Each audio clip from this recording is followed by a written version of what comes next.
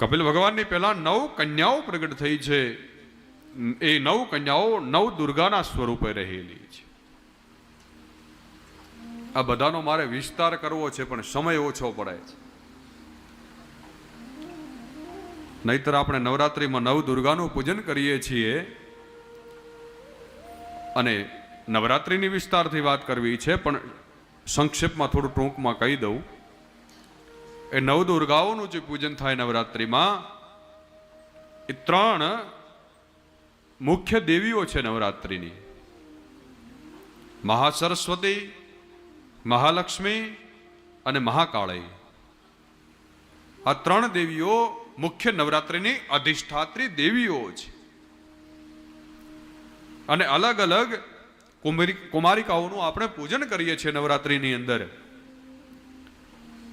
નવરાત્રિ એ વાસનાનો પર્વ નથી, નવરાત્રિ એ ઉપાસનાનો પર્વ છે. બાકી તો આજકાલ કેવા લોકો ગીતો વગાડે, નવરાત્રિ ઉપર નાચે ને કૂદે ને, ખબર નથી પડતી. એ આપણે આપણી દેવીઓને નીચું જોતી કરીએ છીએ આપણે એને. આ એનો સાધનાનો પર્વ છે.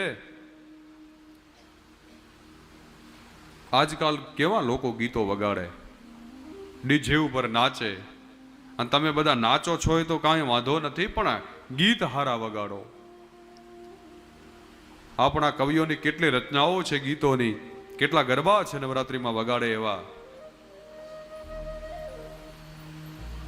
કેવા કેવા ગીતો વગાડે.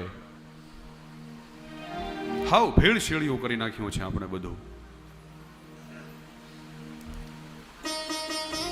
લોકોને કેવું લાગે કે કેટલી આ લોકોને શ્રદ્ધા હશે હિન્દુઓને, પણ નવરાત્રિને આપણે બગાડી દીધી છે.